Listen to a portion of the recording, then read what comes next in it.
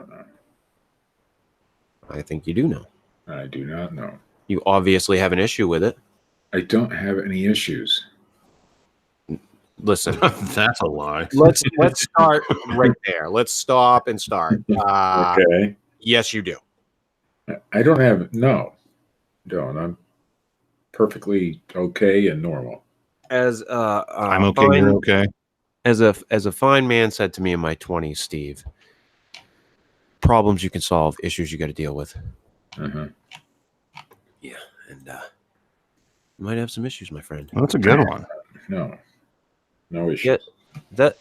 Yeah, that's not a bad airbrushed Bigfoot thing. Yeah, it's kind of cool. Cut out. Yeah, that is kind of cool. I like it. I didn't get the privilege to see it, so. Oh, I'm sorry. Oh my gosh, this whiny bastard. You know how he is. I mean, come on. How long now? Yeah, no, I mean, thought I was in the know. No. That's why I'm surprised you don't already have it. I'm not in the know. You're the guy, Steve. You defeated your own argument, Steve. Yeah, I'm not in the know anymore. No, I don't want to be in the know. Hey, wait, I'm in the know. Too late. You're in the know. You're in the know now. Shit. Yeah, I suppose at a distance that would look very, very cool. Very lifelike. Yeah. Yeah. That is kind of a cool effect. No, but the effect from a distance, it could look pretty realistic. A Bigfoot in mid-stride not moving a muscle. Yeah. That's pretty much what it'd be. For some, I mean, it's a cutout, so it's meant for when you're driving. It'd be cool to line a series of those up on Abbey Road and take a picture.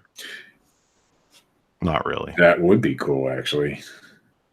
Be like, we found the UK Bigfoot. That would be really. Let's get Richard right on that. Yeah, we should. You're gonna need some materials, some paint. You're gonna be doing some work, some artistic ability, some traveling. Can you do some airbrushing? You know, a photographer.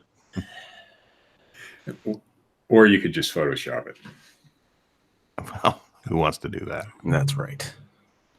Come on, Steve. Make some work for the man. It is work because I don't think he knows how to Photoshop. He barely knows how to draw. Wow. Look at you. Man, just bashing all over the guy's comic strip. Fucking Cyanide and Happiness is one of the most fucking famous comics around. So? Their artworks are just as atrocious as fucking Richard, Steve. Right. Yeah. Doesn't mean you have to be an artist to have a good... You're doing it again, Steve. Fucking shove that foot in your mouth, man. You don't have to be an artist to have a good comic strip. You just bring up argumentative points to go against them yourself. I have to sleep. I took a nice long nap. Well, a short nap. A nice long Xanax bar. I should have. Yeah, he did. I've been outside all day. It's hot. I'm tired. Uh-huh. There's yard sale leftovers that somebody put on the curb and I can't go get because I'm doing a show. Oh, no. A curb alert. Oh, Jesus. Quick, Steve. There's nothing good there anyway. Oh, well. Then what are you bitching about? I don't know. I'm just bitching for the sake of bitching. WTF, motherfucker. Really, Phil? Hey, listen. Phil just chimes in when he wants. And he only has like 2 phrases. Yeah, 3 lines maybe. Yeah. If that. We have what we have. Steve. And he's talking through a tin can. Yeah. Yeah. Fucking Phil. Did we get any more submissions? Did we get any more submissions? Let me check. No. Let me check. Check the old submissions. Old submissives. Survey says nope. Come on, people. Yeah, they don't give a shit. Fuck. I mean, Chubbs is good and all, but we need some... We need some meat and potatoes. Yeah, we need some more. Need some meat and potatoes. All right, Steve, you ready to start this bitch? Yeah. Let's do it, buddy.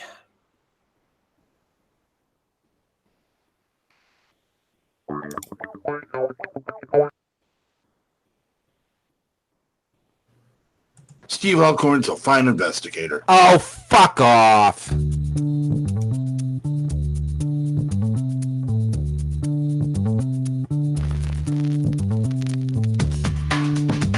This is the Fortean Slip with your host, Chris York. I don't need porn, Chris. I have a good woman. Listen, I have a good woman. I still watch porn. Co-host, Steve Alcorn. You are the top shit in Bigfootery if you get the invitation. Oh, are I've you? gotten the invitation 2 years in a row now, Chris. Wow, not me. And sometimes special guest, Matt Knapp. It's part of growing older, you know? Maturing. Makes me more dignified and stuff. Okay, George Washington. I opted for the, Isn't that what meth addicts say? That make me more dignified. Taking on all things strange since 2013. Wait a minute. I don't know what the hell. Are you saying that he's pregnant? Possibly. Was he implanted by one of these teenage aliens? Didn't it happen to Arnold? This device, which comes as part of Nintendo's Quality of Life initiative, is to He's gonna have kids running around banging their heads off bricks. Yeah. You're about to witness the strength of creep knowledge.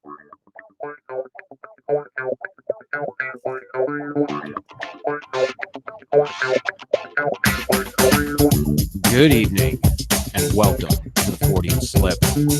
This is episode, 84? Is it episode 84? okay. I'm not going with 84. Sounds good. Cryptospectacular. We got nothing tonight, folks. Zero. Zilch. Nada. Nothing. This is what I bring to the table for you. My flaccid fucking dick. Jesus Christ, if I had a fucking work week. On an up note, the Fortean Slip like page is at 10,000 likes. I would like to thank all of you who like the pictures and memes and all the other bullshit that I post on there. The growth on that page has been spectacular. So that was an up note for the week. But other than that, lots of fucking work and bullshit and stuff just getting in my way. Like today. Man, fucking die right after the show. Shower. Done. Done, Steve. See ya. Do you understand that? Yes. Yes. It's going to be fucking see ya. All right, I think I can stop that now. Jesus Christ. I waited for 9,999 likes just so I could be the 10,000th person to like the page. The 10,000th guy. I want to be that guy. I want to be that guy. I'm going to unlike the page Just so you can go back. just so I can go back at like 50K. That's what you got to do. That's a real rebel attitude to have there, Matt. I think so. I agree. Steve, how's it going, buddy? I just had to take a phone call from my mother and tell her to get off the phone so I could do a show. That's all. Oh, I don't know Yeah. why you're being so quiet. That's right. Yeah. That's why I was being quiet. She was having issues. Hmm. But Oh. see, unlike what you said before, you can solve an issue. You can take care of that. No. Problems you can solve. Yeah. Issues you got to deal with. Well, she dealt with it and solved it. I'm at the calling same you. time. No, actually, she fixed it on her own. I couldn't do it. Then what was the phone call for? To let me know she fixed it.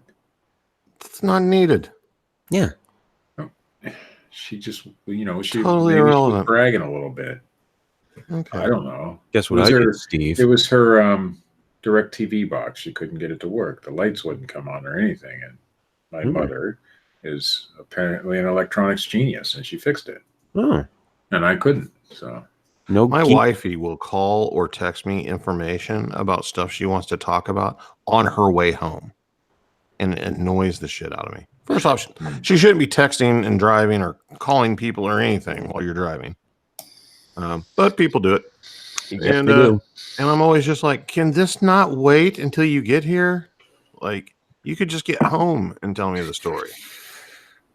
Yeah. Well, you know what? It's funny that you bring up texting and driving. I was recently watching or listening to a podcast with somebody that they were talking about the whole texting and driving evolution, so to speak. Like that, we got these phones. Initially, we had to hit like the same button like 4 fucking times to get our letters, and now we have keyboards and distracted driving is a huge problem. Mhm. Absolutely. But what this guy was saying is that statistically speaking, we're getting better. The problem is that we're getting better at driving distracted with our phones. That's weird. Yeah. Like, I mean, yes, it's a problem. Yes, it's an issue, but we as a species are getting better at doing it. Right. That's a good skill to learn. Yeah, being completely fucking distracted when you're driving 80 down the fucking highway. That'll keep that us at kind the of- top of the food chain. That kind of explains the mentality of the younger generation. Yeah, but I mean, seriously though, Matt, I know a lot of older people that do it. Like people older than me. I can't say that I haven't done it. I've seen people in their 50s doing it. Oh no. I'm talking about the evolution thing occurring. Oh yes. Where they're adapting to it instead of like just doing shit that they should do. Oh yeah. How did we ever become a species?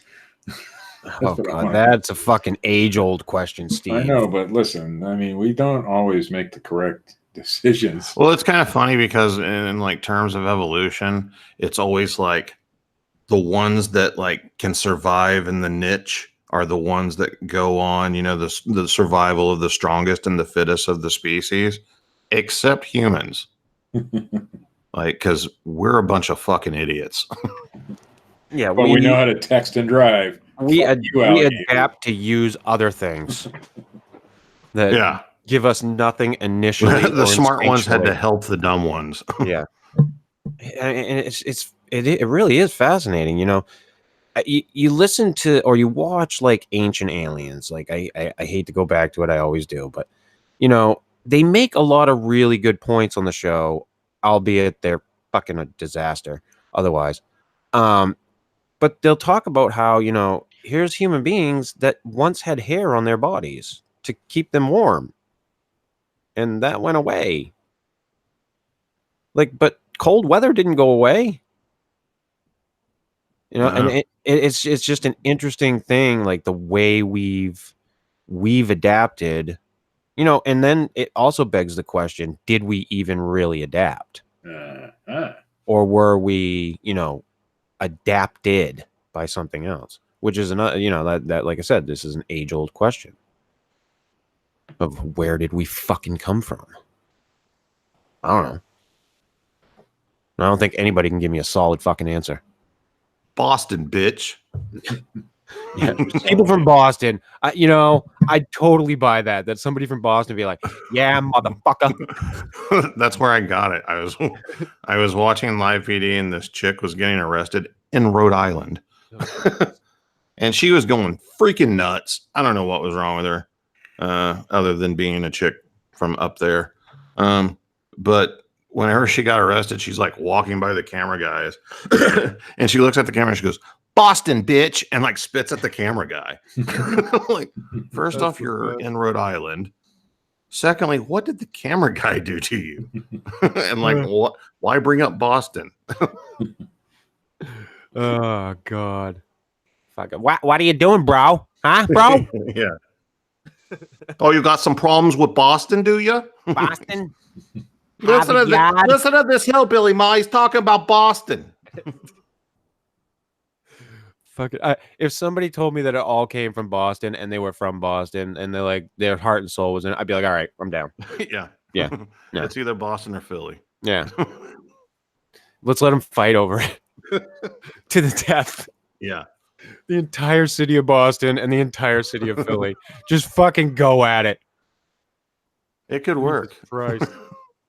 Fucking The Purge on a city level. No. Shit. Yeah. This week, I wanted to do a show this week on like strange UFO disappearance type thingies. We kind of touched on that with the Bermuda Triangle, but I had come across the story of Frederick Valentic, and I don't know if we've done that one before. I'm thinking we might have, but I don't know. I haven't been involved in one. It was a thought, because here's this guy, he's flying over Australia, he sees this thing, he's like, it's an aircraft, it's coming in towards me, and then he's like, it's not an aircraft, it's hovering above me, and then they never hear from him again. Oh, yeah. I know that story. No, I don't think we have covered that one.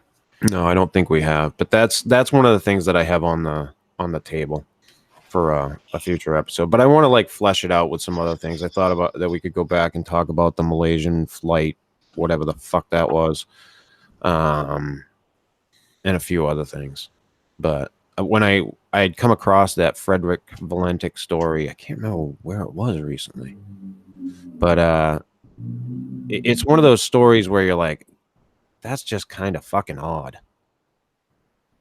And there's a lot of these stories, especially with aircraft and disappearing. Well, it makes sense. Yeah. I mean, if you're aliens, I would think one of your main targets, if you're going to abduct something, would be an air traveling vessel. Yeah. I mean, and I always hate to go back to this movie because it's an atrocious movie.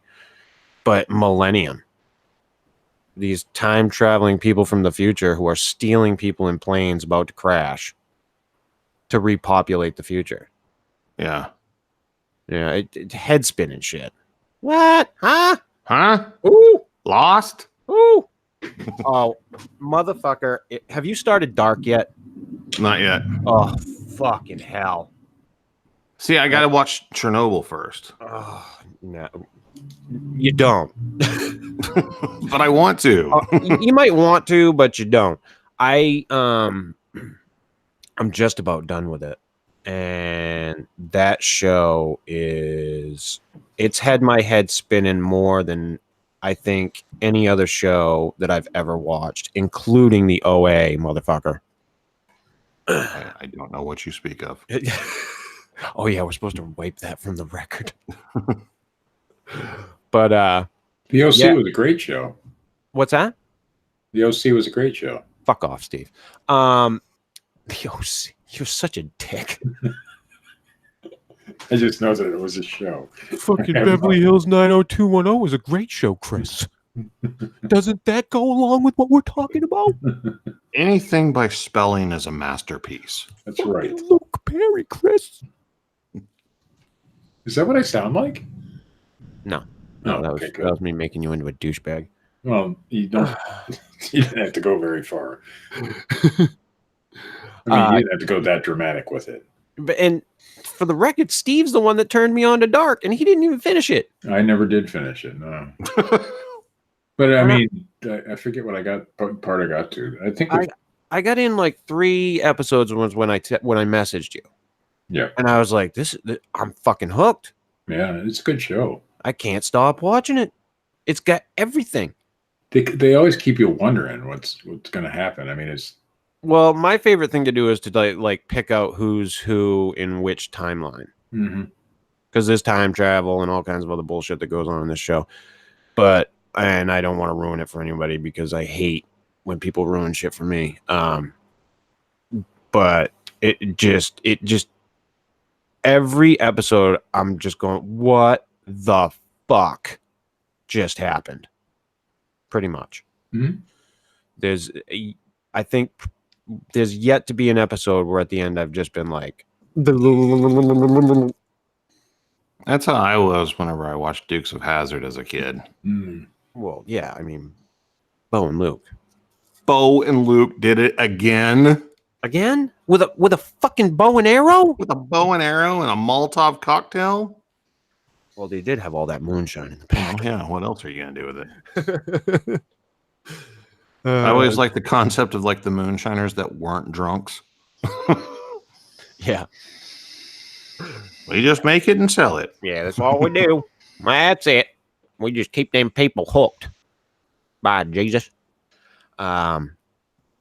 Yeah, I did. I went down a total fucking, I don't want to say rabbit hole. I just marathoned the shit out of that show, and I need, at this point, I'm just like, I need to finish it. I need to know. But there's only 2 seasons, and it's actually pretty short. It's like 10 episodes the first season, and like 8 or so the second season. Yeah, I only finished this first season, so I'll have to go. Oh, Go finish the second. It's good. I recommend it. You know, like I said, it's got a lot of the things that you want in a show like that.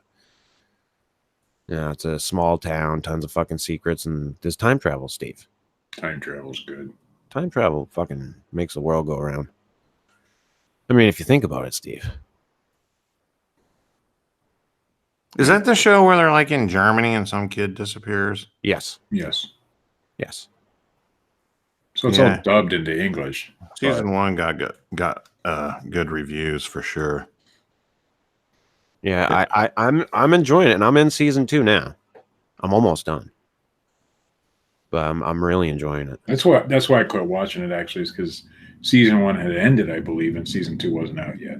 Yeah, and that's why. And I just never went back, but I'll have to go back and watch it. What do you think, Matt, about them re-releasing Avengers in theaters? I think it's a great idea for them. Well, yeah. I mean, monetarily speaking, for Marvel. I mean, but what do you think about it, though, personally?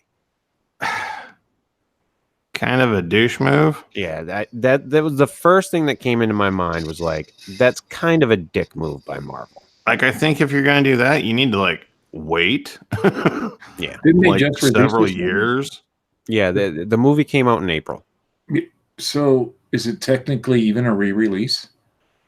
I mean, how long was it out of theaters? 2 days? Oh, it's probably still in theaters. It's probably still in like your rinky-dink theaters. Because my son just went and saw it like a month ago. Yeah. And I mean, it's a good movie. Don't get me wrong. I thoroughly but enjoy... wouldn't it be cooler to like wait several years and then do like a marathon of the whole series? Oh yeah, or something to that effect, you know. Yeah. But this idea, you know, because they've been putting these end scenes into every movie, and they didn't put one in an end game, and now they're putting one in along with, I guess, a couple other things. Yeah. And they're going to re-release the movie in theaters. I mean, it's gonna destroy Avatar.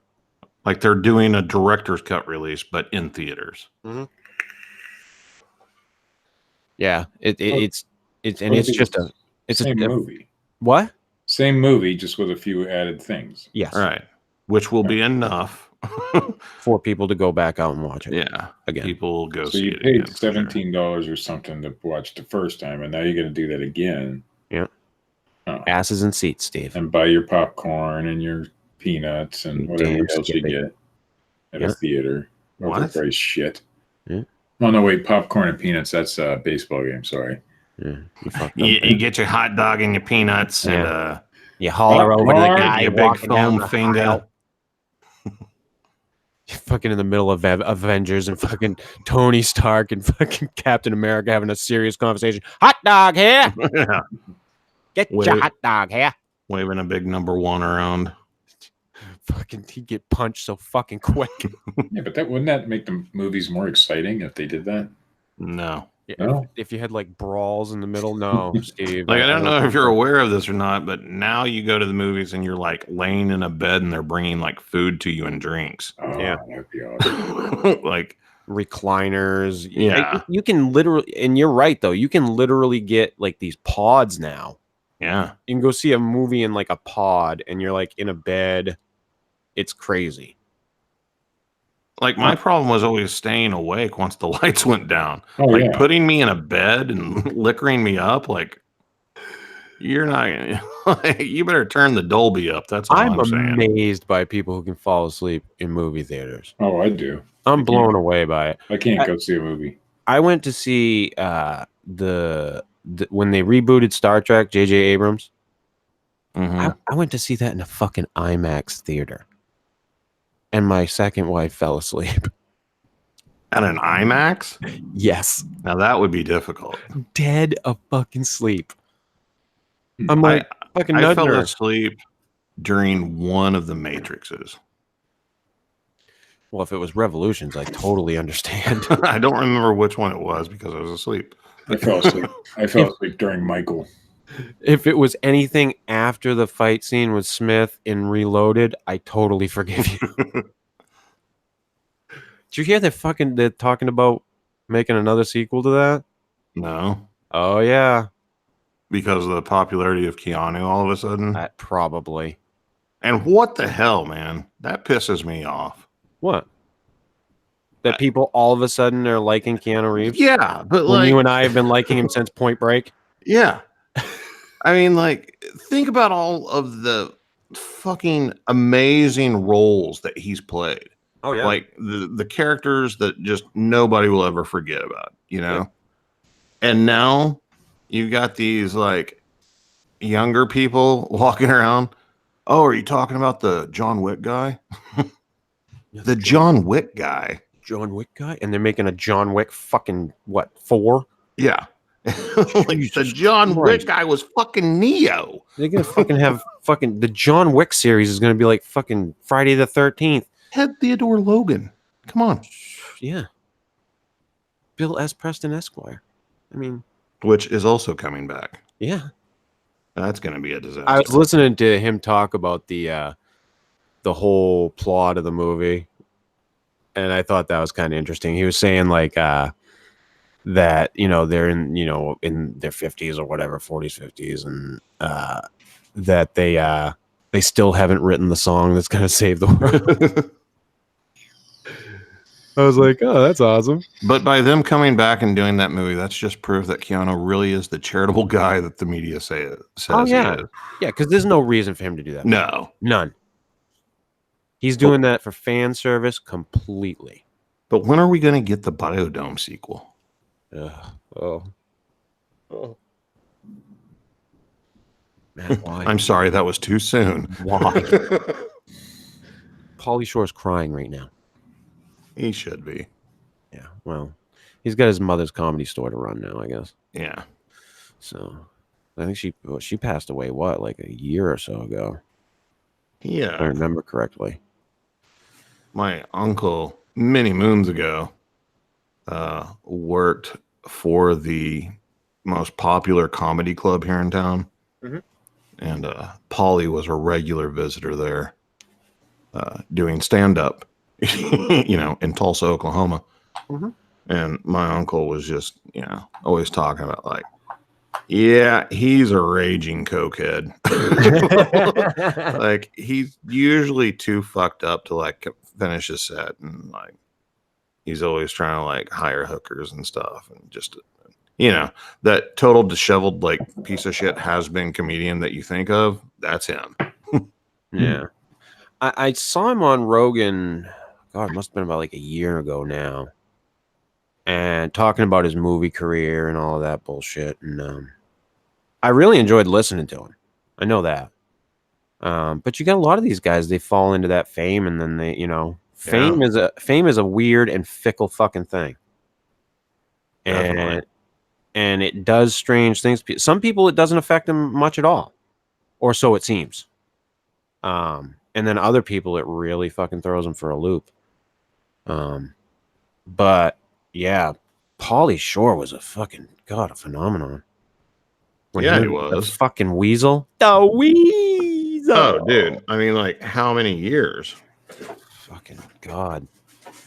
He reigned supreme for a while on I never MTV. did like Pauly Shore though. It's all right. What was it? The bandanas? No, I just thought he was too far over the top Yeah. for my taste. Yeah. I'm more of a John Reaped kind of guy. Oh, what? Who? You know who John Reap is? No. Yeah, you do. No. No, I don't. Hickory, North Carolina. Nope. Ugh. I try to avoid North Carolina as a rule, Steve. Well, you can avoid it, but I enjoy it.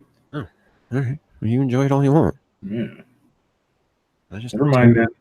I tend to I avoid it. try to add something into this pop culture talk because I never add. I don't know much about it, but you guys don't even know who I'm talking about.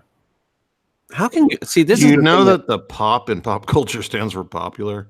Oh, Yeah, I mean, this Well, is he the was thing that popular. baffles me about you, Steve. Like, yeah. Uh-huh. you're ignorant of this stuff, and yet you're in it all the time. Meaning, I didn't think I had to fucking It's- explain that one, Steve. I mean, what do you mean? I'm in it all the time? It's a I'm not. large part of your career. Yeah, popular culture is a huge part of what you do. Oh well, yeah. Doesn't mean I have to know anything about it. I think that would. It might help, but it Yeah, doesn't- yeah, it's not Steve. necessary. Oh, Not for what I do. so you're just eBay resellers for dummies. No, I have a phone that tells me when something's worth something, and that's what I gotta do. Hmm. I don't have to know Okay. what why it's popular. I just know that it is. Okay. Yeah. I'm down.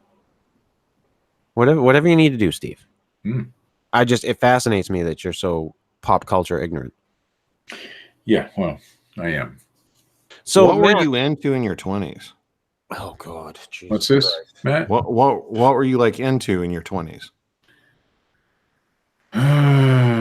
Oh God. I'm afraid to hear this answer. Like what music did you listen to? What movies yeah, did you like? I can tell you some of that. Ronnie Millsap is my favorite artist. In your Always 20s? Oh yeah, even in my 20s. I did like some REM though, and Alanis Morissette back then. Yeah. So that was some good stuff. Movies, I never went to the movies that much.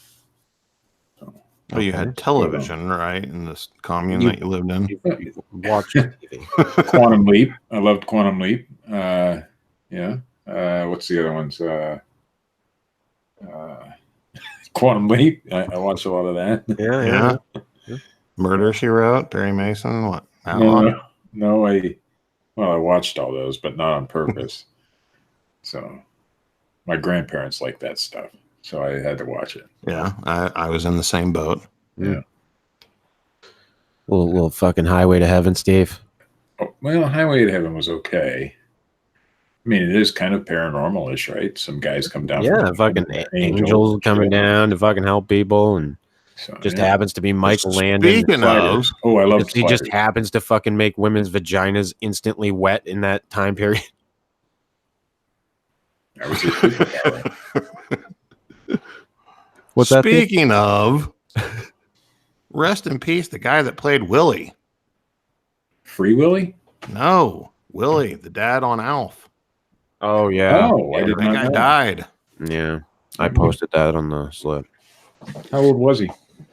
No, he was in his 70s, Yeah, and he died of cancer. The pictures of him at the end. Oh my God. I'm sure. I get that people want to see these people, whatever, but God Almighty, can we just fucking remember people in a better way sometimes? Yeah. I'll remember him as the old Willie. I won't even look at the stories. Not the old Willie, the prior to being old Willie. I don't know. Got kind of rough at the end, Steve. Well, I'm sure he did. I mean, cancer's a bitch, Yeah, and it it is. will ravage you. And my grandfather, strongest man I ever knew, passed from prostate cancer, and that is not something you want to watch. So None of it. I try to stay away from that shit. So, Yeah, morbid curiosity is a strange thing. it is. Hmm. But I don't have it when it comes to that sort of thing, because when you see somebody go through it, it just it's not a fun thing. Right. So when you go from your grandfather 1 year outrunning you and you're like 20 and he's 76 to the next year having to help change his diapers, no. So I'm not a big fan of that. Morbid curiosity and that subject matter anyway. But there's a lot of people that, are They into can't- that. They can't help it. They Yeah. like looking at, death pictures and Ambulance chasers is what I would call them. And it's the society that's been created. and we have to look no further than ourselves to see who created it. I mean, really, it's an amazing thing we've fucking done to, you know, Desensitize an entire planet. an entire fucking nation Yeah. for the most part. No, I wouldn't even say just a nation. I mean, it's probably everywhere. But there's a lot of places outside the United States where like that shit's not on a fucking movie screen or on TV. It's out in the streets and everybody sees it every day. Right. Yeah, I don't know. It's just the way the media does that shit really drives me crazy. Really fucking drives me crazy. What's the show about today? Well, Mr. Redding, it's about how you couldn't fucking get Meldrum on. How about that, dick fuck? Today was I our forgot interview with Dr. Jeff Meldrum. Yeah, we didn't fucking get that interview. So that's what the show was supposed to be about. I thought we were supposed to be able to get that. It's about the fact that I don't give a shit.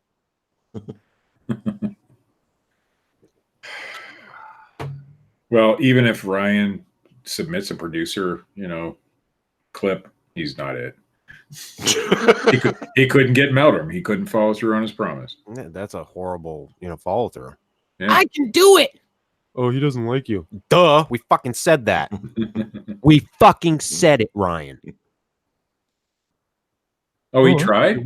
He actually tried? He says Meldrum doesn't like me. Oh no, nobody does, but Yeah.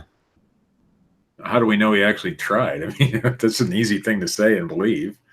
Well, I mean, when you're told beforehand, especially. I do tend to believe him that Meldrum doesn't like me, because the one time I tried to talk to him, he was like, pretty much said, "Go fuck yourself." I mean, I could reach out to him right now if you'd like. I mean, I'd just like to know why. Like here, and the thing is, like, I have a great amount of respect for the guy. I think that he's done some stuff that I would consider borderline shady, questionable, maybe. Yeah. I wouldn't disagree. But I would never say that I wouldn't understand why he's doing it. I mean, it's obvious. The almighty dollar. I think a lot of it at this point is he's a fan of the subject. To be honest, I think yes, he does make some money on it. I'm sure, absolutely, but there can't be a lot of money to be made in fucking Bigfoot. Not from his perspective. Yeah, not the way he's going about it now.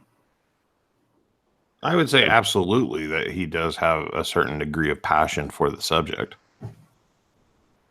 but I don't really have anything to talk to him about. Yeah, I mean, I think it'd be interesting to have him on the show. Okay, Dean. Jesus fucking. You got a Mormon, Chris. You got a Mormon to cuss at you. I said he basically said, "Go fuck yourself." Basically, I didn't say he said, "Go fuck yourself." Basically, but it would be a feat if you could get a Mormon to cuss at you. That would be great. That'd be good. Be good. But yeah, I mean, the whole reason is, before I started doing the Fortean Slip, I came up with this idea, and I got in touch with Phil, and I did this whole interview with Dr. Meldrum where I cut up a bunch of his audio and had Phil was interviewing him as Dr. Phil about his foot fetish. And I sent it to him, the whole everything to Meldrum, and I was like, "Hey, I want to do this," and I just, when it comes to comedy, I've always read that you're a big fan of George Carlin and that you're a fan of comedy, and I'd love to, have you, sign off on this, saying that hey, that's cool, hey, comedy, what is it they say? Imitation is the sincerest form of flattery, or whatever. But he was just a fucking dick about it. So I was just like, all right, whatever. I was trying to reach out to him. Well, he's a fan of comedy, just not yours. Yeah, just not mine. Just not anything that, targets him. I don't give a shit if it targets me. Who cares? Fuck it. Fuck it, Steve. Steve, Uh-oh. we did a story on Richard's Squatchable News last night Uh-oh. about the what the fuck was it? It's a beach thing, but I don't think it's Beachfoot. Yeah. Big Beach or Beachfoot or some fucking bullshit. It's a different one, but it's on the beach. Okay. I just didn't know if you knew about it. I wasn't invited to that one. I'm not big into Bigfootery anymore. It's so I don't get Bigfoot at the beach. I don't get the invite anymore. Oh, to Beachfoot? I don't know. Is that due to me? It's probably due to, yeah, I'm going to guess. Hey, It's Steve, probably due to guess who showed up on the like page? who showed up on our like page? Dr. Meldrum? Fucking Richter Riolo. Oh, he liked us? Mm-mm. Oh, he disliked I wouldn't go that far. Good old Richter. And it's because of one Ryan fucking Redding again. What a douche. Fucking douchebag all the way around. Yeah, commenting and tagging Richter in one of the fucking posts. That's why. Why would you do that, Ryan? Are you trying to cause a problem? I think Maybe trying to get us promoted on Aftershock or whatever the fuck it's called. Oh, and Fat Thor does the movie. I mean, Richter Riolo and Bigfoot or something. I don't know what the fuck he's doing anymore. I watched like 2 minutes of it. I think the last one that he did, and I was just like, really? Yeah, it's not that I. And here's the I'm just thing, not like into that anymore. I used to be I use the term lightly, a relatively Friend. I know. friend / fan of his work. Like you get a little bit of acid reflux and it spills over to your mouth. Yeah, and I don't. To me, and if Richter's happy and he loves what he's doing, hey, dude, have fun, have that. But to me, he just took it to a level where I'm just like, it's too much, dude. It's too much, and he goes after too many people too harshly. I think, without being, I think it's just to be fucking cruel. I mean, it's not to be, because I don't even think it comes off as funny or anything like that. And we all know how he can be. I think that's the bigger thing. Well, I mean, like you said, if it makes him happy, and apparently he's got some sort of a following, or he wouldn't be doing it. Yeah. So, have at. Yeah, absolutely. I just know that like I said, I watched like 2 minutes of it. He was like trashing everybody. And everybody gets their turn in the barrel, I guess. Hey, well, throw us in there, Richter. Have that. Yeah. When do we get our turn? Yeah, throw me in the fucking barrel. But speaking of Richter, I'm going to Las Vegas, so maybe I'll run into him. I think you should. I think you should hook up with him. I'm thinking about contacting him and say, hey, Richter, does he still work at? Oh, maybe I'm not supposed to say that. Where he used to work, I don't know. I have no idea. Do you? The Hey, hotel Steve, is I'm like 2 curious. blocks. Do you ever push people into traffic? Do I push people into traffic? Yeah. No. No, that's too bad. Why? Because I was hoping. Does this refer to the person we were just speaking of? Steve, I will not confirm or deny anything I'm saying right now. No, I don't. I think no. You said he's a little harsh, but isn't that a little harsh? I'm generally harsh. Well, yeah, we know you're harsh, but I mean, that's just the way I've always been. I have no. See, Hey, my thing with Richter listen. is I think Richter took it.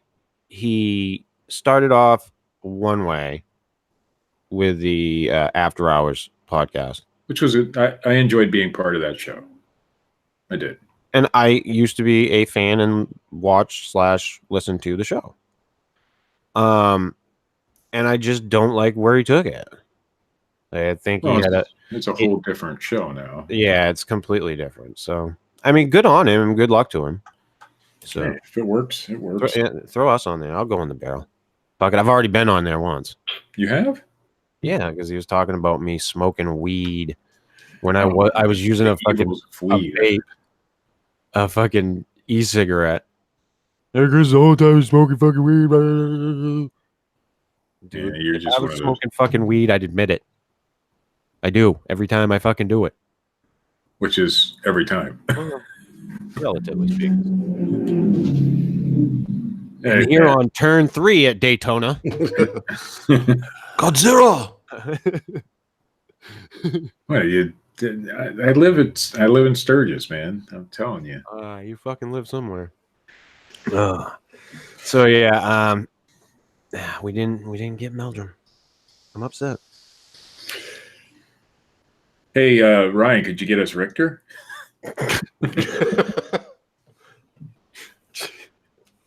Probably could. You know, Years ago, something would have just flown right out of my mouth right then. But now, an older and wiser Matt practices restraint.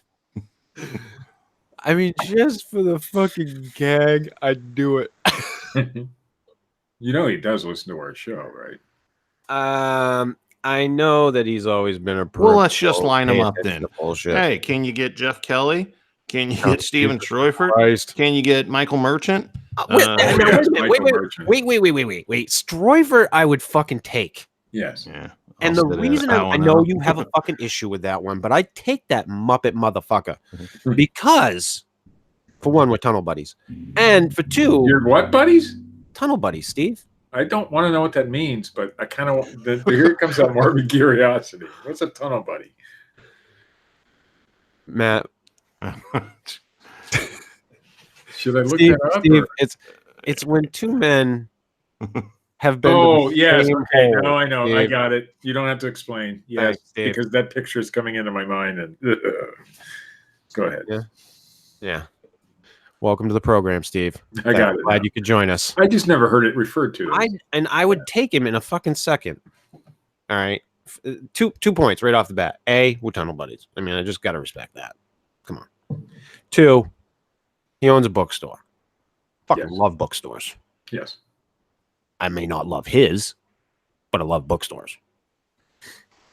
And I argued with fucking Steven almost constantly. Like it'd be a great show. He's very debatable. I mean, you can debate with him. Yeah. Mm-hmm. And he'll just No, keep you going. can't. No, he'll just keep going. It's fun. You cannot. You What? can tie up a nice knot on each one of his little bullshit arguments on any subject, and he'll just keep going and make up new shit. Oh yeah, that's that right. restraint, man. Richard corrected you, Matt. Good. Sorry, but we did try to get Jeff Kelly ages ago, and he flat out refused. Fuck him, I think was the response. No, I don't know what the response was, but I would take Stroifert because I'd love to fucking argue with him. That's the bottom line. I would. I'm sure take he's Merchant. open to. What are you going to argue with him about? Fucking everything. Anything. Doesn't matter. He'll have the opposite point that you do. Doesn't matter. He'll tell me I have a straw man argument. I'll get pissed. Is that the only fallacy that he knows the name of? I'm pretty sure. I want Merchant on the show just to ask him one question. Okay. What the fuck? You already know the answer. I don't know the answer. Yes, That's you the- do. Ugh. What happened?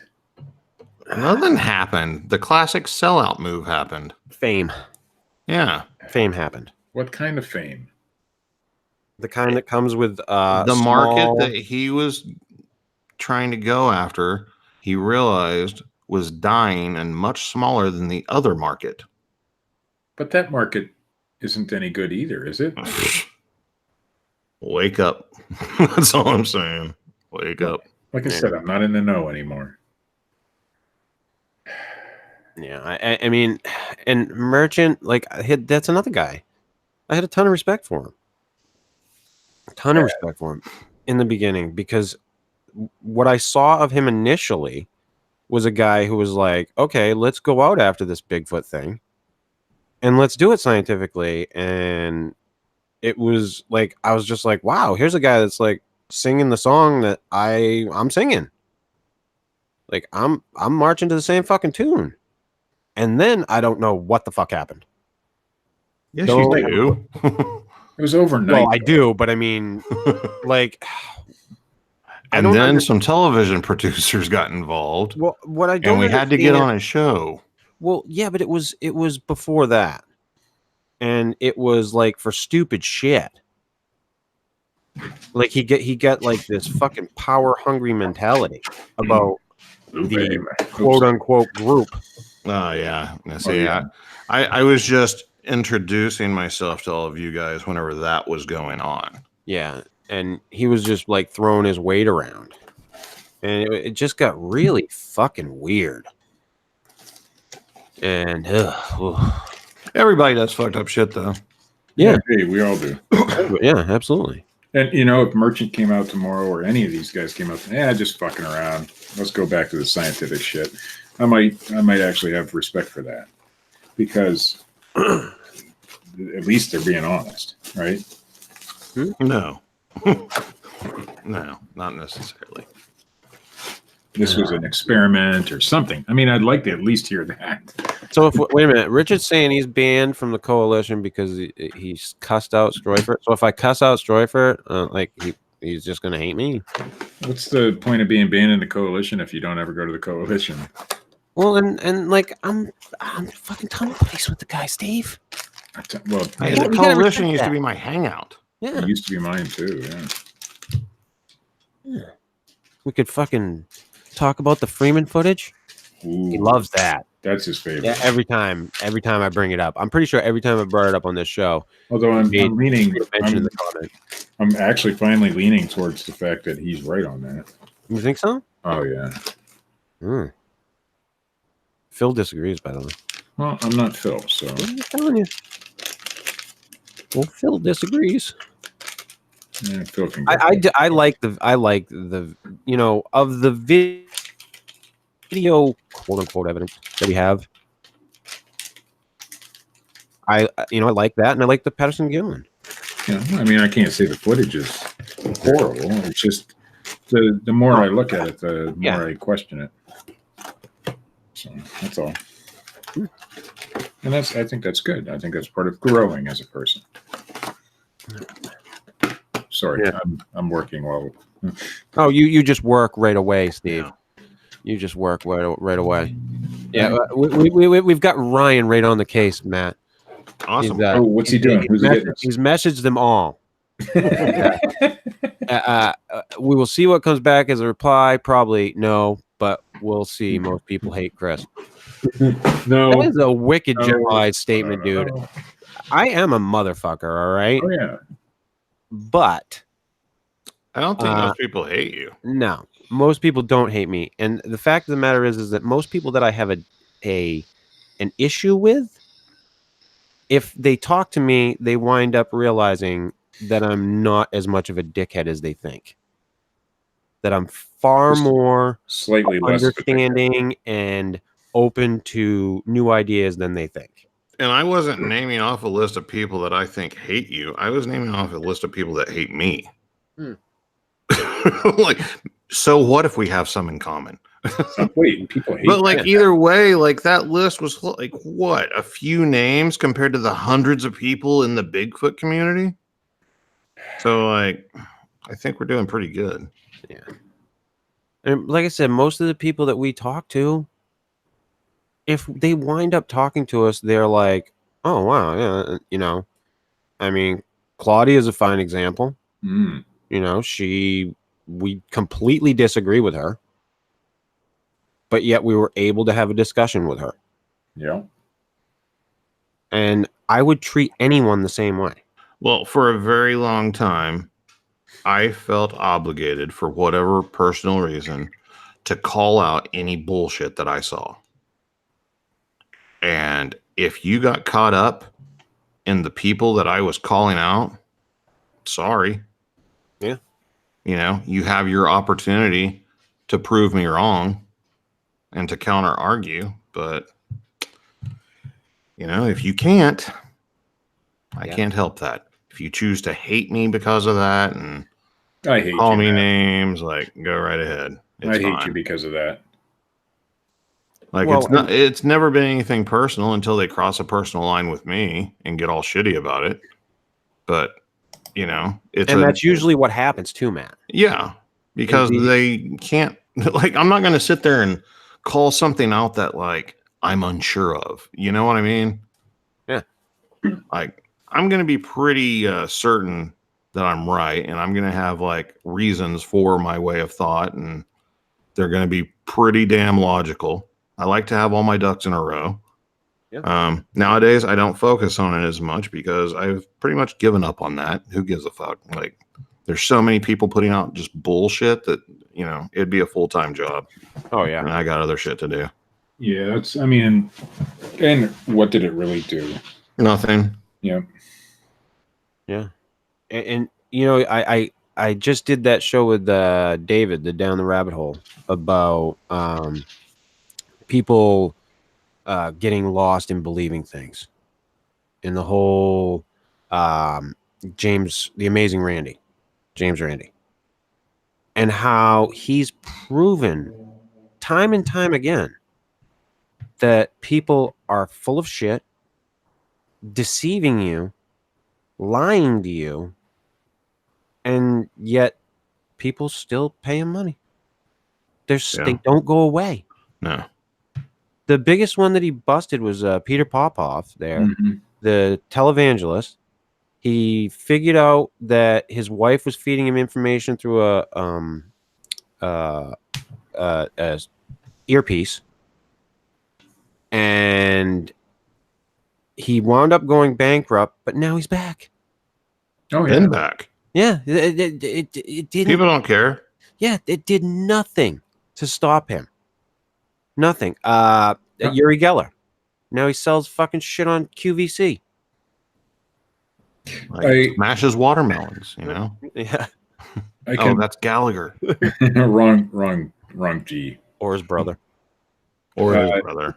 Being in the Me too, guys. being in the resale business, I come across All ready to smash some fruit.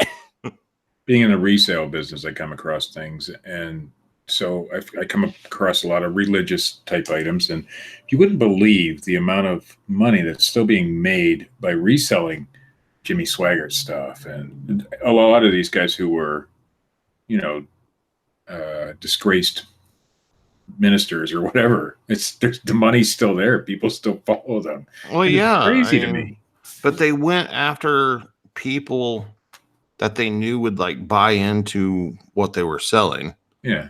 And so whenever they do get attacked or exposed, their people, fan base are just like, that's just the devil trying to stop them, you know, and they just, like, buy into it. But Peter Popoff is exposed, though. Like, it's a known thing. You look up Peter Popoff on, like, Wikipedia, and it talks about it. Yeah. When you hear exposed televangelist or exposed faith healer, the first person you think of is Peter Popoff, Right? Because it was big freaking news. Yeah. But I guess, you know, that's the thing about, you know, forgiveness. Forgive the guy. He's telling us the truth now. I know a guy. I'm not going to say who, but I knew a guy that wrote Peter Popoff's ministries and got the miracle spring water. Ooh, did it work? And it was from Chernobyl. So instantly, like, I didn't know about it until he had already done it. But the thing is, you don't get the spring water and the prayer letter without a $25 donation. Ugh. You don't. So, like, Just he keep gets money. this stuff whenever he's, like, living at my house.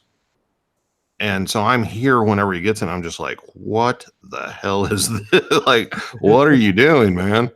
And I'm like looking at it, like, I take one look at the letter that's all, like, handwritten or whatever. I was like, dude, this is just a cursive font. Like, this isn't real. This is just a Xerox form letter with a fake signature at the bottom. That's a stamp. Like, you can see the ink lines are, like, all flat and smooth. Like, it's not written. And he was like, oh, man. Well, they probably get, like, so many people. It's just like, okay, let me take a look at the spring water. So it came in, like, a pre-manufactured, like, plastic container, like a kind of a thick plastic cellophane type thing where you had to, like, rip it open or whatever. Yeah. And, like, it said it was, like, from Chernobyl. And I was like, do you know what Chernobyl is? Like, He wouldn't be able to get to the water, and it would kill you if you drank this.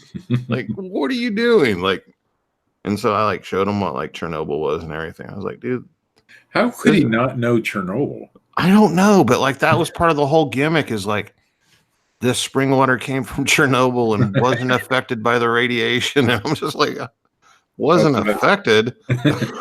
You go ahead and drink that. Yeah, man. Let's why see what did you happens. have that sent to my house? Why are you growing gills? I'm gonna guess that spring water wasn't really from Chernobyl. I'm gonna guess so. It was probably from some guy's backyard pond. Yeah.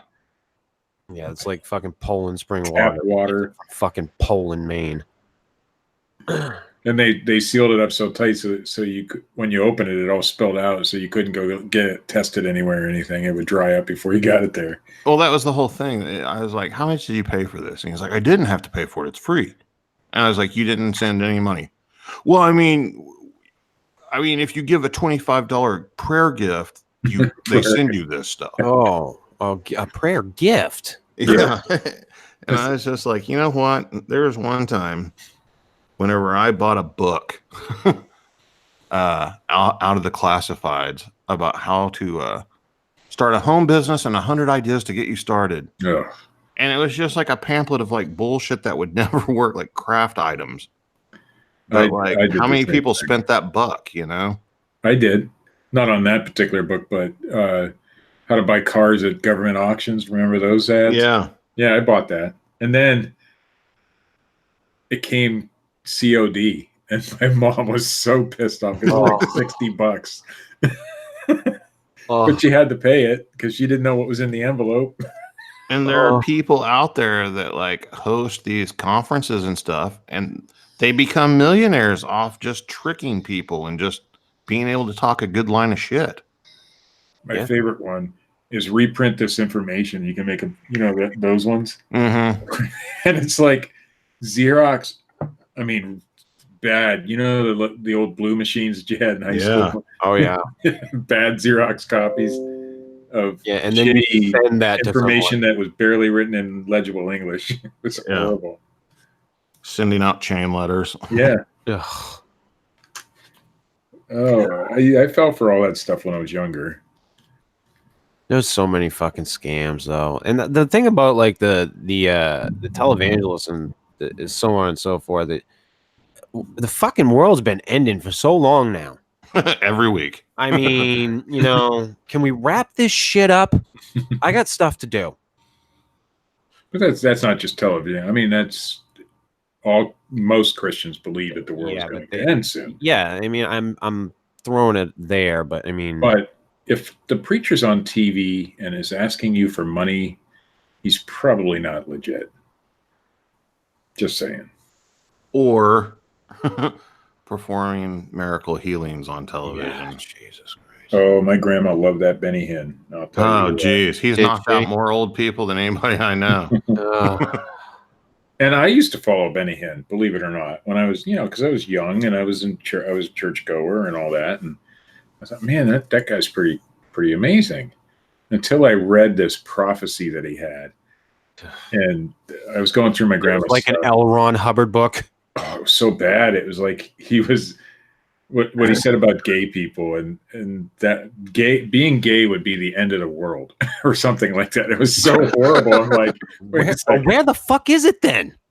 It was the gay Jesus people. Christ, The I world scrolled would have down ended through Facebook long the other day, ago. Well, I'm and I just saw a saying, rainbow guy with a fucking rainbow thing on his dick. Yeah, I saw that Be- too. being gay or the gay people would be the cause for the end of the world was something or something to that effect was this prophecy. I'm like, okay, this guy isn't There really was that legit. There was a really long period of time where there was this thing called the Roman Empire. And I don't know if people are aware of this or not, but during these times, to a murder, son. like every freaking person of any sort of like social status was like sleeping with like young boys or whatever. Like, Oh yeah. that was And what happened to part the of Roman society. Empire? Okay, Steve. See, you're proving that point. I'm just saying we're still here, and Italy's doing just fine. the We're Roman still human beings, and men are still fucking men. there's And women fuck women, and men fuck women and men, and vice versa. Steve, it's a big mixed up world. We don't expect you to understand it. I understand completely. Okay. I don't have a problem with any of that. I'm just I saying. did not understand the rainbow guy with the rainbow dick in Does it make him my happy? Facebook feed. That I did not understand, Steve. But does it make him happy? I don't understand the need for it. And I don't understand why it needs to be in my Facebook feed. He understands the need for it. Here's the other thing that amazes me. Every day I can scroll down through Facebook, I can find breasts. You know, I have never seen a rainbow dick on my Facebook, so. Okay, but well, never mind. Different subject. Back to the televangelist. You know, they get on there with their faith healing, and like, I mean, they're putting on display a supposed supernatural event, Yes. like weekly, Mm-hmm. and nobody's like calling this out. No. Well, it's Like nobody's suspicious of that. Yeah, let's go handle some poison. oh, there are people who are suspicious of it, but the Well, followers, skeptics, but I'm saying like, the followers will never be suspicious. but that's what I don't understand is because those people are supposed to follow a certain set of beliefs. And those in that belief system, it makes it pretty clear that like there shouldn't be hundreds of people able to do that.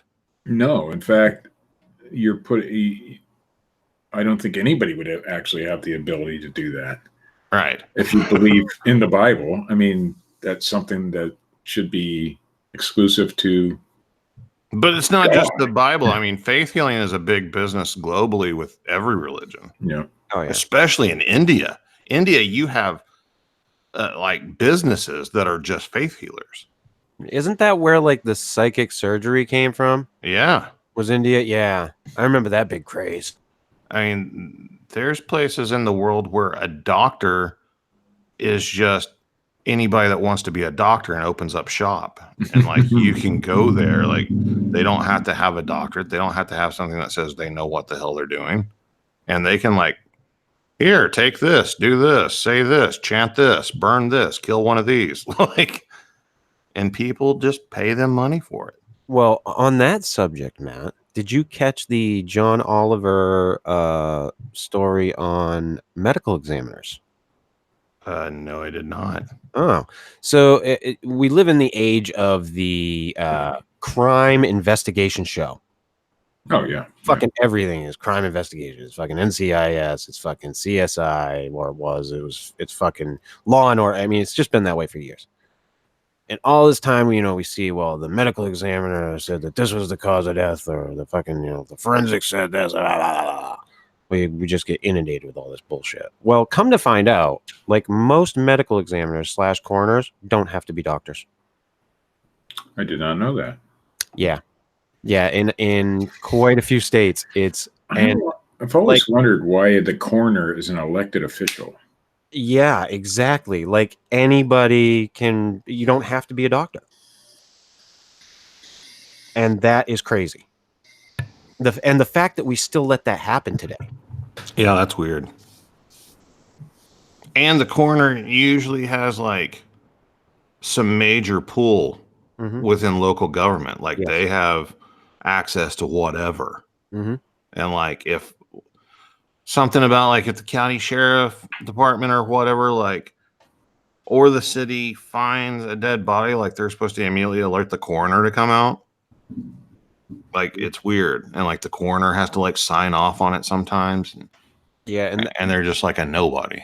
The way he described that whole process and what's been going on and how they do this, I was like, oh my! I can't believe that there's not like, I mean, I would want my medical examiner to have graduated from med school. Exactly. Now, is the coroner like just the head of the coroner department, or does he's got underlings, obviously? No, right? Steve, they literally can give the cause of death. Yeah. Right. So he can just, be. He could fucking say whatever the hell he wants. He's the coroner. Sometimes in small communities, the coroner is the only one in the coroner department. Yeah. So if some guy just graduated high school, ran for coroner, got it, he could cut you open after you die and just, oh yeah, you died of worms, and they would that would be the ruling. That would be it. I don't know if they can cut you open or not. Well, that's what a coroner does, right? They look in to see what the cause of death is, and sometimes that requires I cutting. don't think we know what they do anymore, Steve. I think that's the mystery right now. Huh. But I always have wondered, though, you elect a coroner. That doesn't make much sense. I mean, I get electing a sheriff or something like that, Mm-hmm. but a coroner. But do we understand that? I mean, A lot of things that we do don't make a lot of sense anymore. It's an old system, and so maybe back in the day, you elected this guy because you needed a person to do the job. But nowadays, you would want somebody who's qualified, I'm guessing. Yeah. Of course, we elect presidents, and none of them really ever have to have qualifications either. But Same thing with other elected officials. any elected official doesn't really have to have a qualification at all. Yeah. They didn't have to go to law school. They didn't. None of that. Well, and here's the thing, like going beyond the coroner / medical examiner, they like the forensic stuff. Like they've had to throw out now bite mark evidence. We've been thrown that they can match the teeth to the bite mark. It's a fucking fall. It's pseudoscience. It's bullshit. oh my God. Sorry. What? I was just reading up on coroners. You're getting scared, aren't you? Dude. Okay, this is from Wikipedia. It's under the duties section in the United States of coroners. Duties always include determining the cause, time, and manner of death. This uses the same investigatory skills of a police detective in most cases because the answers are available from the circumstances, seen, and recent medical records. In many American jurisdictions, any death not certified by the person's own physician must be referred to the medical examiner. If an individual dies outside of his or her state of residence, the coroner of the state in which the death took place issues the death certificate. Only a small percentage of deaths require an autopsy to determine the time, cause, or manner of death. But here we go. In some states, additional functions are handled by the coroner. For example, in Louisiana, coroners are involved in the determination of mental illness of living persons. Really? In Georgia, the coroner has the same powers as a county sheriff to execute arrest warrants and serve process. And in certain situations where there is no sheriff, in addition to conducting cause and manner of death investigations, the coroner officially acts as sheriff for the county. Also, the coroner is the only official who can arrest the sheriff of a county. This is also the case in Colorado, as also in North Carolina. The coroner exists in approximately 65 counties by law, but is only an active office in 10. In Kentucky, it's the same way. All the coroners and their deputies have the full power of peace officers. They can arrest. They can carry firearms. This is a coroner fucking crazy. I want to be a coroner. Why do they need a firearm? Why are they allowed to determine mental illness in Zombie a living Steve. person? Zombies? Yeah, Is you that never why know. They might get up. You never know. Cause of death? Bam. Yeah. In I just shoot the Indiana, motherfucker right in the head. in Indiana, the coroner is the only law enforcement officer who has the authority to arrest the county sheriff, incarcerate him, and take command of the county jail. Why isn't there a movie about this happening where like a coroner loses it and just like arrests the sheriff and takes over the jail? That would be a pretty good movie, actually. Starring Keanu Reeves. Because nobody knows that the coroner has this power, apparently. We didn't know. Yeah, when I watched this recently, I was blown the fuck away. I was like, really? This is how we do shit? Yeah. And then I was like, oh, wait, that's right. That's right. I might just run for coroner, although I don't like to see dead people. In Louisiana, they are involved in the determination of mental illness of a living person. Well, I mean, I ain't no doctor, but yeah, he's crazy. Crazy as shit. Like, whoa. God damn it. Are you Wow. sure? What do you think? Holy fuck. Oh man, I think I might just go to Louisiana and become a coroner. That sounds like a pretty cush job. Coroner Steve. Yeah. In different jurisdictions, the terms coroner and medical examiner are defined differently. Steve, In some places, stringent rules require that the medical examiner be a forensic pathologist. That would be nice. In others, the medical examiner must be a physician, though not necessarily a forensic pathologist or even a pathologist. Physicians with no experience in forensic medicine have become medical examiners. In others, such as Wisconsin, each county sets standards, and in some, the medical examiner does not need any medical or educational qualifications. yeah. America. Yeah. Yeah. You know, and this is what baffles me about, you know, people who are like, you know, just thinking that the government has their shit together. Yeah, there you go. If anything should prove to you that our government does not have its shit together, this should. On any level, they This don't have should. their shit together. And I urge people also to I watched a documentary on Hulu recently, Crime and Punishment, and it's about the cops in the New York Police Department who are trying to get them to acknowledge that they still enforce quotas and what has happened to them because of it. And I'm just like, I am blown away at the bullshit that the police force will put their own people through for trying to do the right things. Well, I mean, the quota thing is crazy. Yeah. I mean, because like those people, I mean, a cop is still, that's just a job for them, Yes. you know, and that's how they feed their family, pay their bills and everything else. And then you're telling them, okay, well, if you don't reach these certain numbers, you know, you're losing your money, you're losing your income. No, that's not what they do. What they do is they say, well, you're not producing, so we're going to have you go do this. And they just give them shit details all the time. Well, either way, you can't put a quota on events that you don't know will or won't happen. Correct. Correct. They showed this one, this guy, he kept, you know, telling him, he's like, I'm not going to arrest people for no reason. You know, and I guess there was a huge thing of it in New York where they were just arresting people for crimes to get those numbers because that's revenue. Well, and there's so many of them that are just dismissed for no evidence whatsoever. It was happening in a town outside of Tulsa where they had quotas on ticket writing because that's how this town made the majority of their, you know, income. And so like it got to the point where the cops were just pulling people over, you know, to meet their quotas and, you know, trying to find something wrong, you know, for them to write a ticket on instead of like having a reason to pull the person over. And I think it's, after watching this, I think it's amazing. Like we went from these scandals in the New York City police departments to where there was all this corruption to now this. Like we can't find a fucking happy medium anywhere. Mm-hmm. Like that pendulum just fucking goes from one end to the fucking other.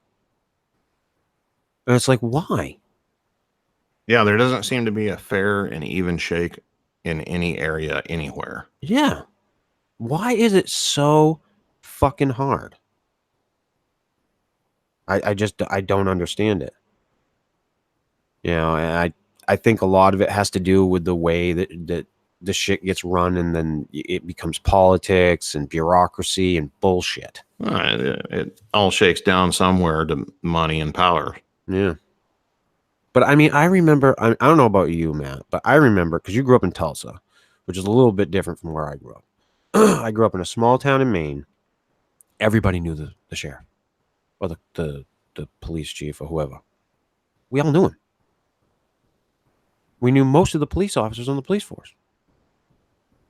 You'd see him. You'd say, "Hey, how's it going? Yeah. What's going on?" I will never forget. When I was like 18 years old or so, I went to a party because of all kinds of fucking pot smoking going on. And my buddy has the fucking music going, and he's got a decibel meter on him. And our local cop, Frank, shows up, and he's like, he walks by all of us like we're all smoking weed. I'm freaking out. I'm like, what the fuck? We're like, cops, man. I'm like thinking I gotta run for the woods. You know, he's going up to my friend and he's like, just turn the fucking music down, dude. And he's like, I got my fucking decibel meter right here, Frank. But I mean, nowadays, if you did that to a cop in your town, you're getting dragged from your house. And I'm sorry, but I don't give a shit what they want to say. The amount of over-aggressive force that is used with people these days is outrageous. Like, if you have people that are complying with you and willing to work with you so that you don't have to fight them, don't be a fucking asshole. By the way, we had a local cop too, and she had a nice nickname. We called her Iron Tits. Oh Jesus Christ! Oh my God! See, Nothing like bringing misogyny back to the show, Steve. If I had said that, Christ. Hey, I'm sure she knows it was what people called her.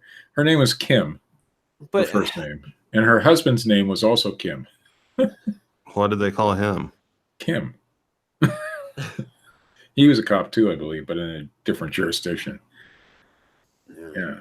I just know that it was a different time, you know, where cops talk to people, you know, and I don't know where the change happened and why they decided to do it, but it's a serious fucking problem. Well, and after I'd watched that documentary about the cops that are trying to, you know, to expose this and, you know, explain it. And at the end of the documentary, what they did was they got rid of the police commissioner for it and said they were going to change everything and went right back to doing it. Yeah, of course. Because it's what they know. It's what's been going. Quotas have been around for a long time. Oh, yeah. But I don't know in a city the size of, let's say, New York City, if they've been around for a long time. But in these local small jurisdictions, it's the only way they make income. Yeah. So they have to do it. Not have to, but that's the only way they know how to do it. See, that's the thing, though, Steve.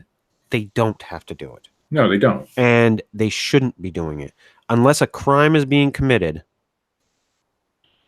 they shouldn't be. You shouldn't be pulling people over just to pull people over. Right. Yeah, and I think that happened recently to my son. He got pulled over first time, you know, and he cooperated fully. And of course, I wasn't there, so I can't 100% say that. But right. And he's like, "Well, why did you pull me over?" And they had to make something up, pretty much. And then they searched his entire car trying to find something. Yeah. He's like, why? I mean, he didn't say it, but in his mind, he's like, why are you searching my car? Yeah. You know, he swerved a little bit to miss some kids that were walking down the road. And if you've ever ridden with my son, you know he's a pretty safe driver. And he couldn't figure out why this cop searched his car and held him for like an hour. Well, it's because they were trying to find something so that they could, you know, write a ticket. Yeah. And in the end, they let him go. There was nothing. They couldn't find anything, which is good. I'm glad. Well, yeah, but I mean, at the same time, it's like this is the type of behavior we shouldn't be seeing in these people. Now, I want to say there are a lot of great cops out there. Absolutely. I hate people who just bash cops to bash cops. It's bullshit. But there is glitches in every fucking system, and that's one of them, and it's a big glitch. Yeah. Yeah, I have issue with it. It's it's a big problem, and I think all it does is it creates animosity between the people and those people with those jobs. Yep.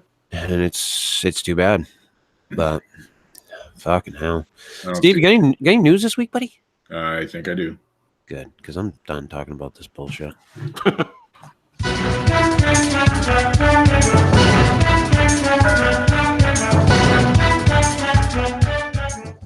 Speaking of quotas, apparently Maine did not reach its quota in Wessie sightings. So fucking see what I Wessie did back. there? Oh, look at what you did. You didn't even fucking remember Wessie, you fuck.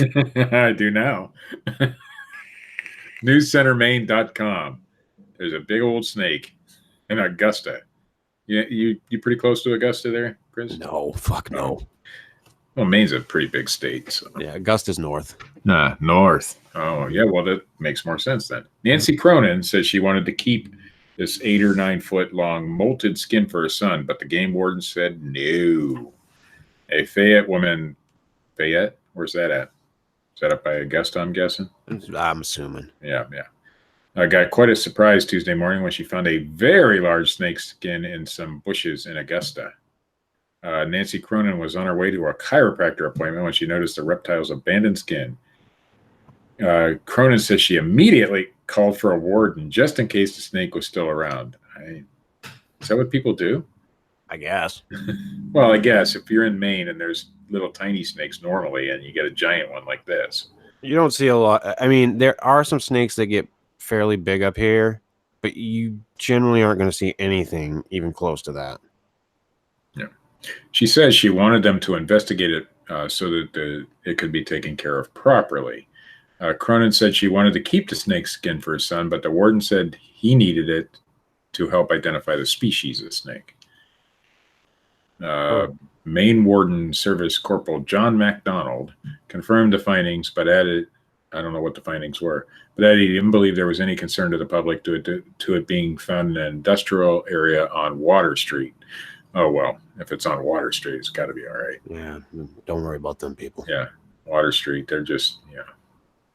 He also said it is hard to tell the exact length of a snake from the skin because it stretches out a bit as it goes through the process of shedding.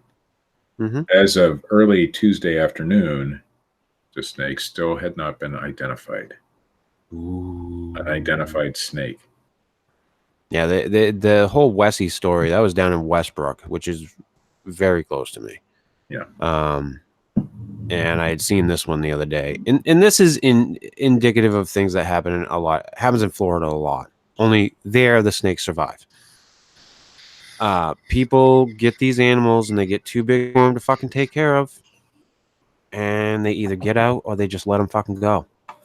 Dude, I was in Lawton, Oklahoma. And I went over to this guy's house. Had never met him before. Didn't know him or anything. I was there with an ex-girlfriend of mine. And I walk in his house. And the first thing I notice is his house smells like shit. Like horrible. And we hang out in the living room for a while. And then we go back to this back room. And he's got like this fucking 6 foot long fucking aquarium with a fucking alligator in it. Jesus. I was going to go alligator too. And the alligator is already probably like, 3.5 feet long, like too big for this fucking tank. And he was like, yeah, thing about just letting it go, like none of the zoos will take it or anything. It's gotten too big for me to handle. Yeah, just and let like, it go. yeah, you're the problem, dude. You're going to create an urban legend. But yeah, Wessie was a cool story. And, to find something like that up here is definitely interesting, but it's not out of the realm of possibility. Yeah. USA Today. We got explosions. A loud explosion in a mystery crater that appeared over. Yeah, it has the word mystery and it's got to be good. Appeared overnight in a German town, was likely caused by a World War II bomb that hadn't detonated until now. Authorities say. Whoops. Yeah, you think your governments have it together, people? There's still bombs out there that haven't detonated. Remember yet. that the next time you take a trip to Berlin. The 33. Wow, that's big. 33 feet wide and 13-foot deep crater was discovered Sunday in a field near Lindbergh, police say. Residents reportedly heard and felt a loud blast early Sunday, but no injuries were reported. Police said Monday there was no indication of farm equipment or other machinery was caused of the crater. What tractor could make a 33-foot crater? Well, let me tell you about a John Deere. Massey Ferguson, buddy. I was going with all his Chalmers, but whatever. Bomb disposal experts said with almost absolute certainty that this was a World War II bomb, and it was to blame for the crater. And they believe it was dropped by a plane at the time in World War II, apparently, in the middle of a field. Hopefully it was a field back then, too, but Lundberg spokesman Johannes, oh boy, I'm not good with German names. Oh, come on. Johannes, right? Johannes? I guess. Labach. Sure. Yep, dead on. Sounds right. Told Hassan Shah that the city was a common bomb target as the war was ending. We can be glad that the farmer was not in the field, he added. Yeah, it's a pretty big fucking crater in this field. No, he's got a plan around. But that crater's impressive. Boss is boss. Ding, ding, ding, boom. Was ist das? Das ist die bomb. See, I know a little German, man. Yeah, do you? Was ist das? What is this? All my German comes from German porn.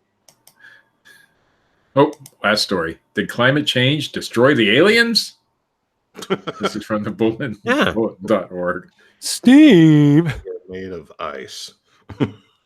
Italian physicist Enrico Fermi had a knack for back-of-the-envelope calculations. In a famous lunchtime conversation in 1950, Fermi used his knowledge of astronomy and probability to highlight a problem. If intelligent life exists elsewhere in the galaxy, and if long-distance space travel is achievable, then Earth should have been visited by aliens by now. So Fermi asked his colleagues, where are they?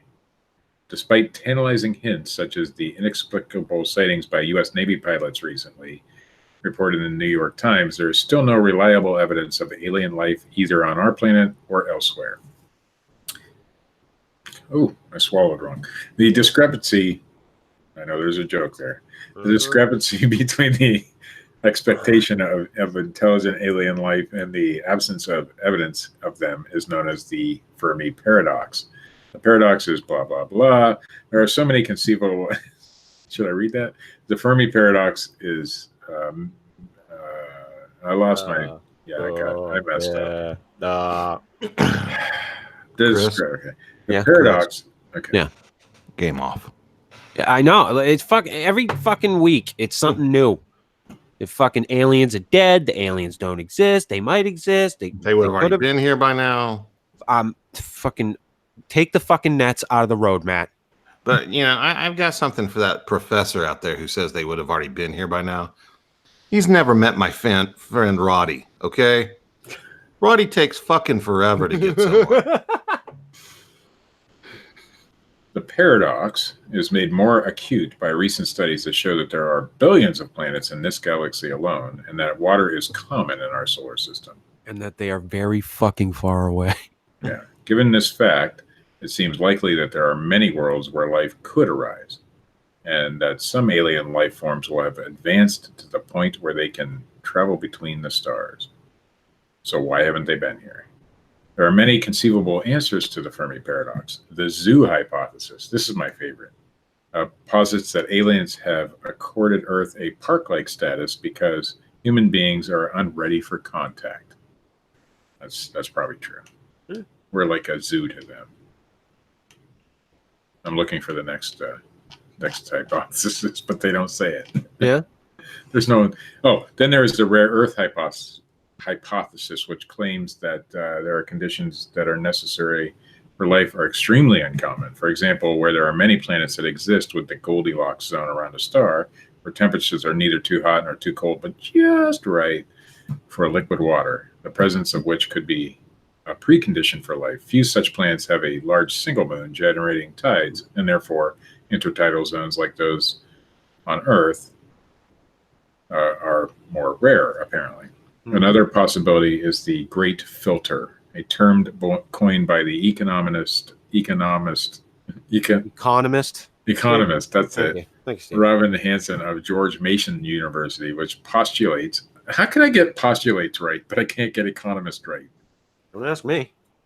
That all life has to make it past an extremely exacting challenge. I'm pretty sure this show is 2 steps away from me shoving my hand up your ass to make your mouth move. I can't even say the word "it" correctly. Postulates that all life has to make it past an extremely exacting challenge that renders survival improbable. But it's also possible that they're all wrong. Uh-huh. Yeah, that's what I said. That was my addition to the story. Yeah, I see. there's a lot of like sciencey talk in this one. Yeah, it's a very long one. But I'll just finish with, for half a century, arms control treaties have, I don't know why this is in there. We're still going? I thought the story was over. Yeah. Oh, okay. That, fellas, is Yeah. the news. Yeah, Yeah.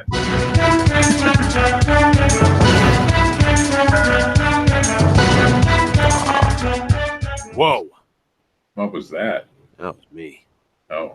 That was me, Steve. By the way, at the beginning of the show, you're still a little quiet over the music. Over the music. Yeah, I gotta do some work. Like I said, I had a busy week, so I wasn't able to get much done this week. Back in the old days, we'd just smack it on the side, and it would work. Yeah, it would.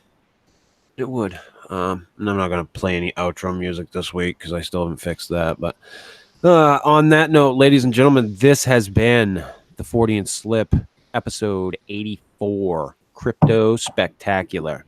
I don't know how spectacular it was. I don't know how crypto it was. There was no crypto. But if you like this shit, hit the little thumbs up. But we talked about shit, Steve. Hey, Hit the little thumbs up button. Crypto means hidden, so the spectacular was hidden. Yeah. There you go. If you didn't, hit the little thumbs down button, leave a comment, subscribe, check out Bigfoot Crossroads, Bigfoot Outlaw Radio at youtube.com/Bigfoot Crossroads. And Matt's other stories on youtube.com/Cryptid Tales. Check out Bigfootin' with Keith and Colin on Facebook. That is Richard's comic strip. Steve seems to think it's shit. Yeah. And as always, check out our good friend Dred Funn at dredfunn.com and youtube.com/Dred Funn. Still waiting for some producer videos, people. Yeah. The only one we've got one from is Chubbs. I don't know that we want to hire Chubbs. Well, I mean, there's only so much longer that we can use. Yeah. That we can use Phil. Yeah. Okay, that blows. Yeah. So Boy, Phil was slow on that one. Phil is a little slow now and again. Probably. And I'd like to shit on Phil for fucking up the production at the beginning of the show. Phil, why did you fucking start the music before the fucking intro? Why? Fucking Phil. God damn it. Yeah, and we will be back next week with hopefully a show with a decent topic, because this week I just had nothing. I had no steam, no nothing. So we will catch you next week with something decent. Until then, fuck off, Steve. See ya.